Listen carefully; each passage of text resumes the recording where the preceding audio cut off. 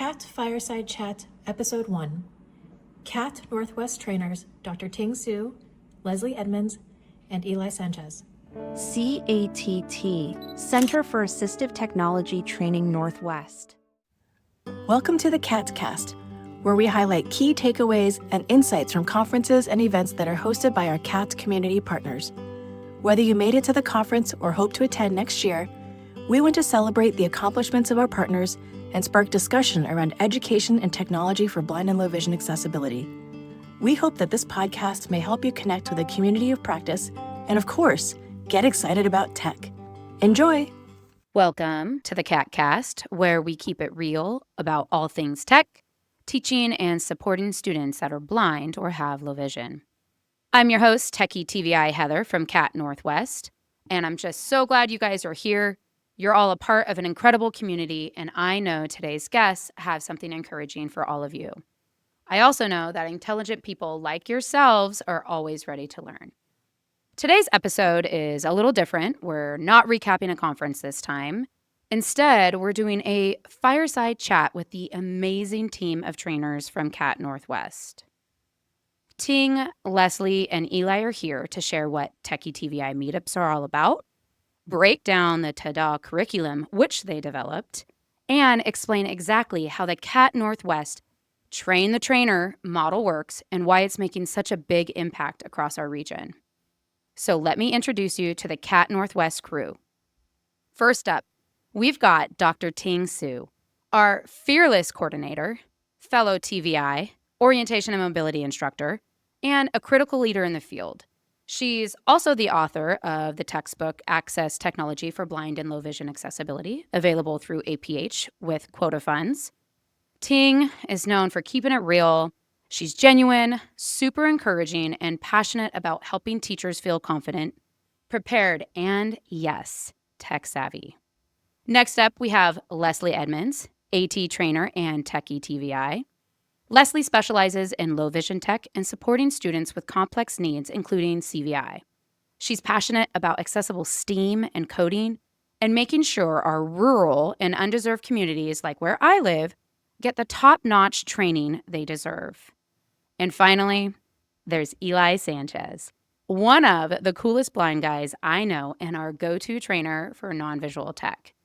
Eli leads boot camps, shares his awesome lived experience, and brings a strong focus on employment and building independence with smooth transitions from high school right into college and the workforce for blind and low vision adults. So go grab a cozy drink or a marshmallow for s'mores, whichever you need, and let's jump into this fireside chat with the CATT Northwest Dream Team. Meow! Ting, Leslie, Eli, it's so great to have you all here. I know some of our listeners may already be following your work, but for those who don't know you yet, can each of you share a bit about your background, where you're coming from, what led you into this field, and what really fuels your passion for working with blind and low vision students? Eli, let's start with you. Hey, it's good to be here. So, I come from kind of a background where, in terms of this field, I kind of worked from the top down. So, I started working with blind and low vision individuals who were on the older spectrum. So, in California, it was for individuals that were 62 and over. And then I started working with retirement age individuals. And well, because I figured basically if I was working with retirement age individuals, and I noticed that people were doing or taking retirement early due to their vision loss, I got curious as to, how do we keep individuals employed that maybe don't want to retire yet? So I started working with them, and then I just kind of went to the younger crowd to prep them for the working range. So I've worked with the whole spectrum of blind and low vision individuals. Oh, that's so cool. Thank you for sharing that. Leslie, what about you? Tell me about your background and where you come from, what led you into this field, and what fuels your passion for working with blind and low vision students.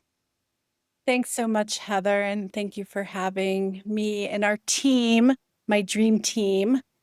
So I just had a conversation with a colleague who said she has met many people in our field who have personal connections.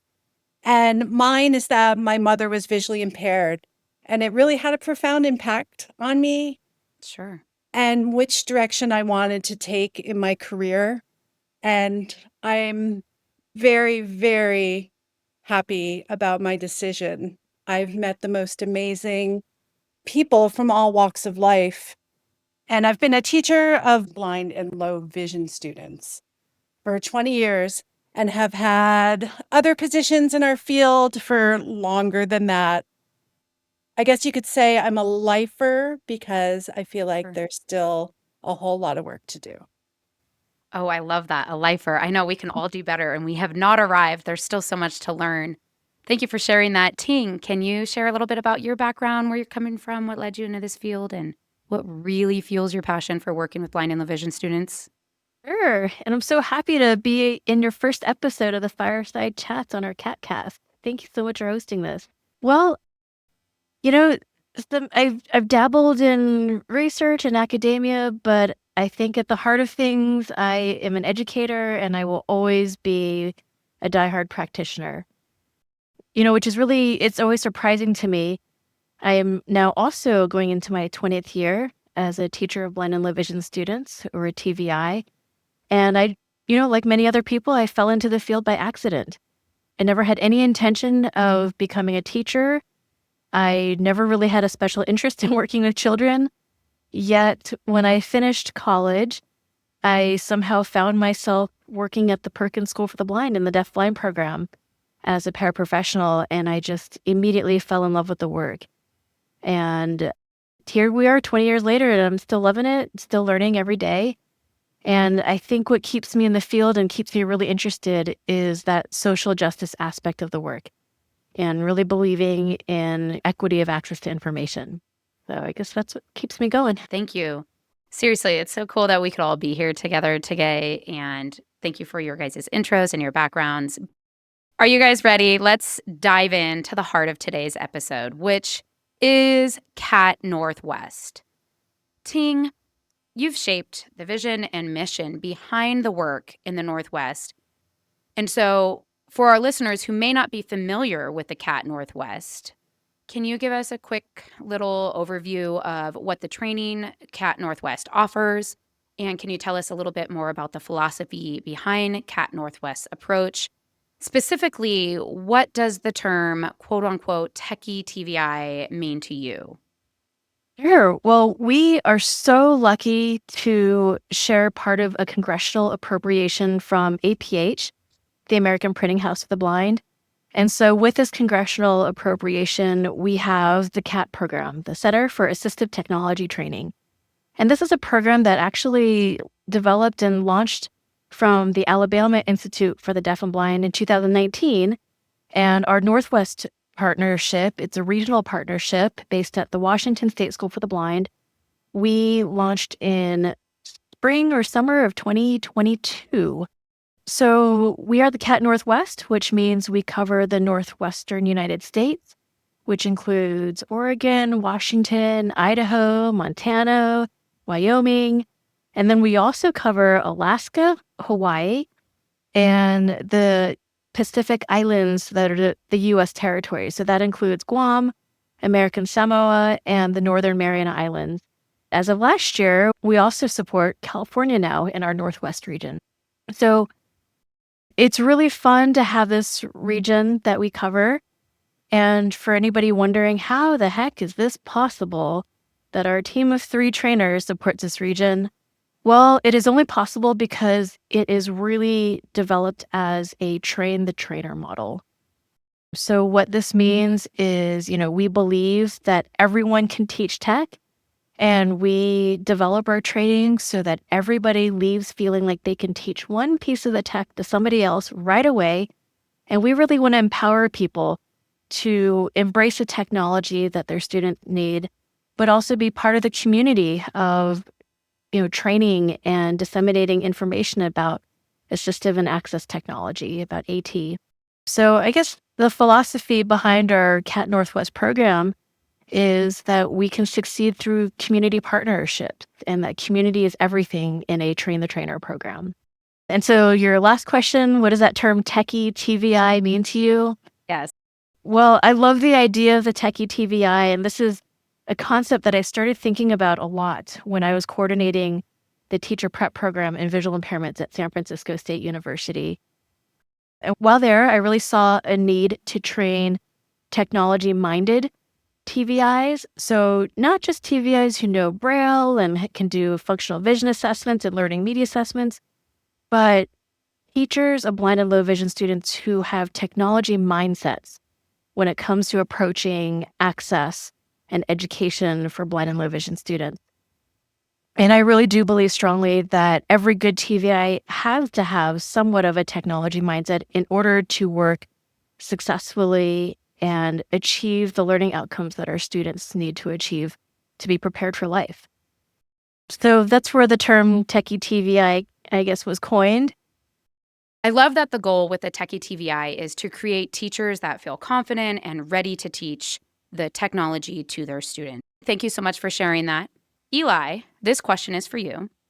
Your bio includes the lines semi-professional blind guy at night, AT specialist by day. That's both awesome and intriguing.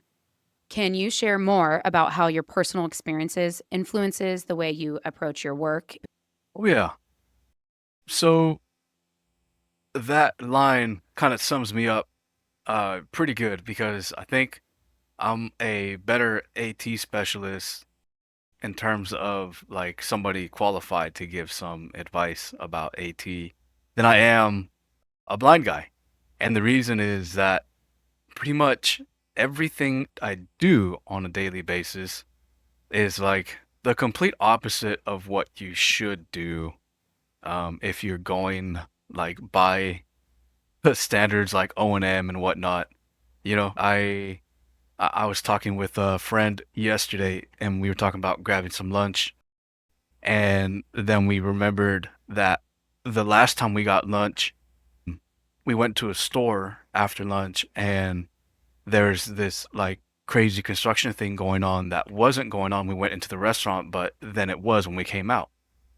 We were pretty determined to get across the street, so we came up with a detour around, but that detour around led us to a couple other busy streets that, to this day, I still don't know if it's a stop sign or a stop light or if there was kind of just a modified intersection or what. But we kind of just went for it. Wow. And by I mean, I talked my friend into it.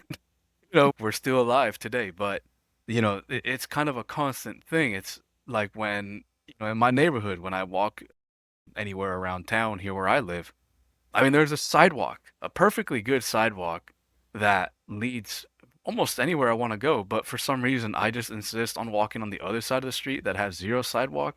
And I really can't figure out why. But it's a second nature thing for me. And that's just always been a thing. Like I like cooking over open flame. Like I just do everything that there's a reason that I have like the scars and stuff that I do. So you're kind of a rebel, which I'm sure you can relate to lots of us TVIs out there trying to do things our way or whatnot, or even the students. Do you feel like you can relate to them in that form or fashion? Oh yeah, 100%, 100%. It's making do with the little bit that you have and just maximizing it, right? And sometimes there isn't a total reason, right, as to how you're doing it. When you have something in mind that you're set to obtain or achieve, you're going to get it, one way or the other. Wow. That's powerful stuff.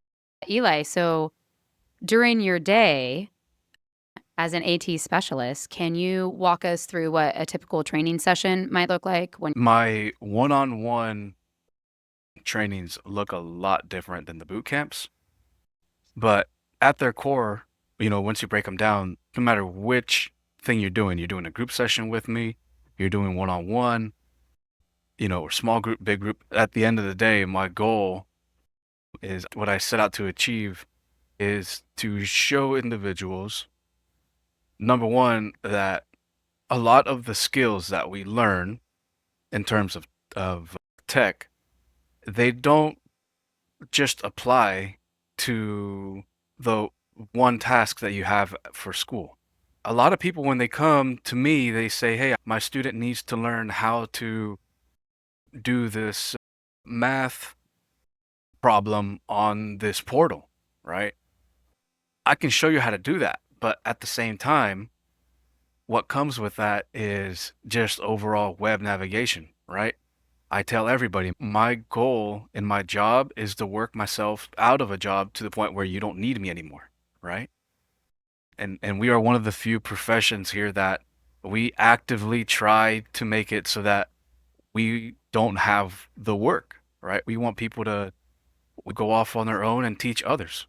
We recently just did a Canvas and JAWS boot camp, but it's bigger than just Canvas and JAWS. It's overall web navigation concepts. It's overall screen reader concepts and material design concepts.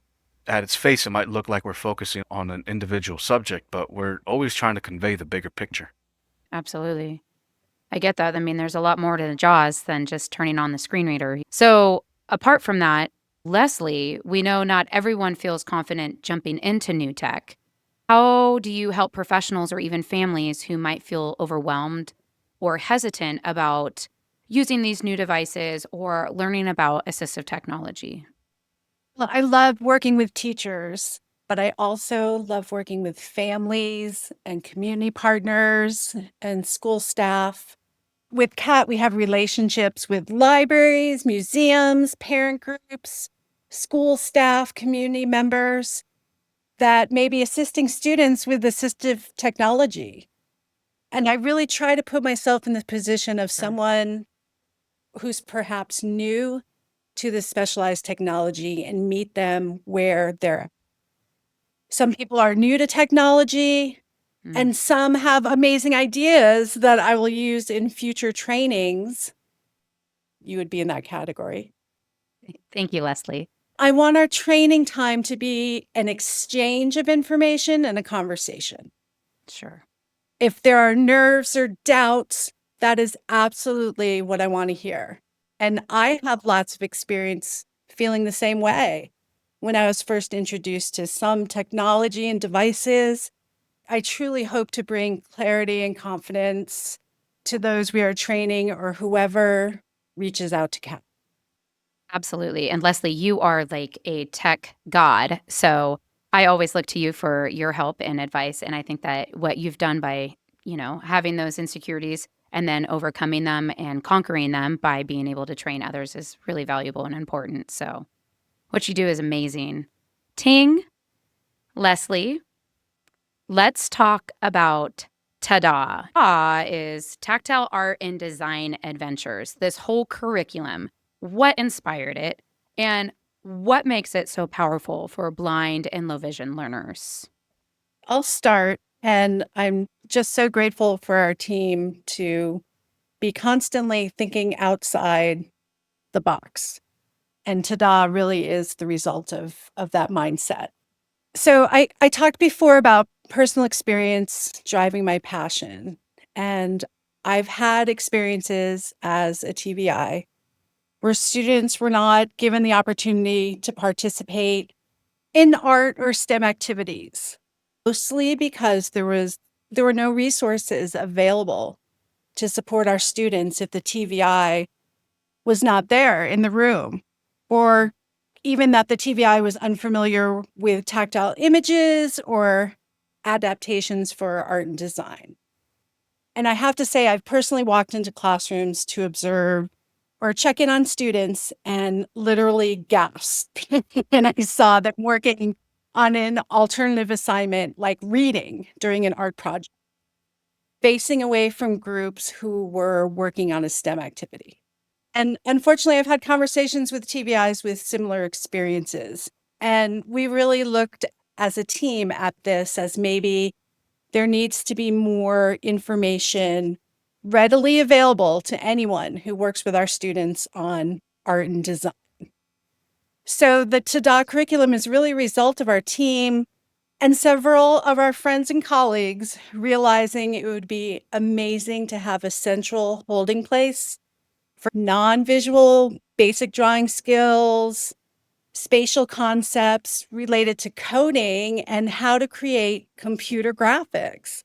It's been a passion project for our team, and we keep having more professionals in our field jump on board and share their expertise, which has been fantastic. I love that. Ting, would you like to add to that? Yeah, I think that was such a perfect summary of ta-da, our amazing curriculum. I'm so excited that we were able to develop this. Just like Leslie said, as any teacher who's been in the field for even just a few minutes, you quickly confront these access issues. And it's really more of a community education issue where people may have the best interest at heart, but they just are lacking the information and resources to get all kids engaged in the art and design. So one of the things that I'm most excited about TADA is probably the opportunities to give these resources out to the community. It's all free. It's all open source. We're always adding and extending the curriculum based on the need. There's also an opportunity for blind and low vision individuals to develop new identities as designers and creators of art and information. Too often, blind and low vision people in our communities can just have access at best, but this isn't just about access. This is about flipping the script and putting people in positions of power when they are the ones creating the information and designing arts for other people to enjoy. And this might sound innovative. Maybe this might sound like an of course thing that our field needs, but this work has actually been in development for several decades. Anne Cunningham is an incredible tactile artist and longtime art educator at the Colorado Center for the Blind. Just this summer, we have been working closely with Anne to document her pedagogy and her teaching practices in teaching art to blind folks. And Chancey Fleet over at the New York Public Library, the Andrew Haskell Braille and Talking Book Library, she coordinates the Dimensions Lab and has been doing a lot of community programs, having patrons from the community come in for art and design classes.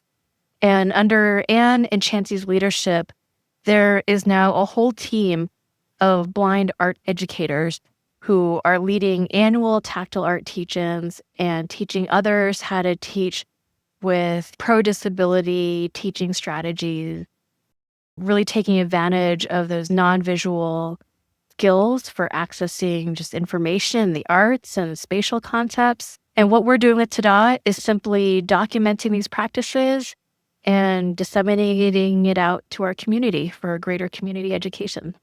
I love that we're all on a mission for TADA with empowering students that are blind or low vision be artists. I really love what you and Leslie and the team have done. Thank you so much for sharing that.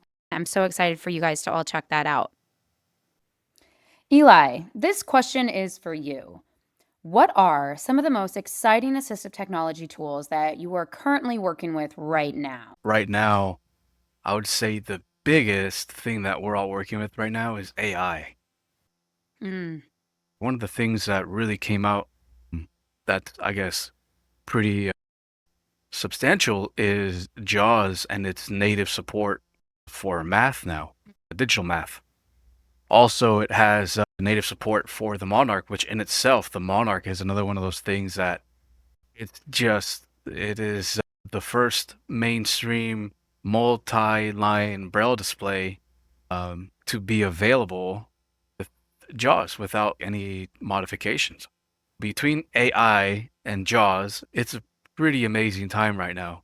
We're getting really close to split screen in Braille on the computer. We can do what they call split Braille, and you can have different information on different sides of your Braille display. So it's just an incredible thing to watch happen this year.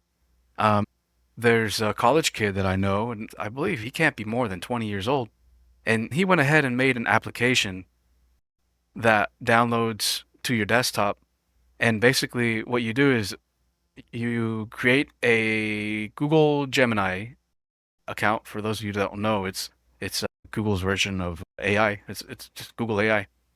And within that account, you generate a Gemini app key, which basically gives you like your own copy of Google Gemini that you can then develop apps with. So this guy made a program that downloads to your desktop, and then you open the program and it asks you for an app key. You drop in your app key and you hit OK. And now what it has is just this little background program lets you take screenshots of your screen, right? You do a key command and it takes a screenshot of your screen, sends it off to AI, and AI determines what's on the screen for you, and it pulls out things that are elements like inaccessible buttons, links, or whatever's in there that it knows JAWS can't access, and will come back and make you a little script that then you can use your tab key to navigate, and now you can access those items. And the coolest thing that I heard last night, I was talking to some of the kiddos that I've worked with in the past, and one of them is a high school age kid, and they recently used this app as recent as last week to get one of their math assignments turned in because they couldn't access the multiple choice questions. It was there in picture, but it wasn't reading for JAWS. So they used this app to take a screenshot, send it off to Gemini, and Gemini made it so that then they can use their keyboard to navigate the inaccessible pictures that became accessible, and they were able to choose the right answer, right? So now they're actually getting like the alt text instead of JAWS saying blank. Right. Exactly. Or whatever, what's on the page. Now they're able to screenshot it, send it in, and AI will give them a narrative of exactly what is in the picture. A picture of Mona Lisa or whatnot. Wow, that's phenomenal. That's game changing. Yeah. Yeah. And like obviously depending on the speed of your internet, but like with decent speeds, I mean, you're looking at a turnaround time of probably at most 20 seconds. It's pretty incredible. Yeah. Wow, that's so cool. Well, I'm excited to see that come out, and I'm excited to see that with being used with our students. Thank you, Eli.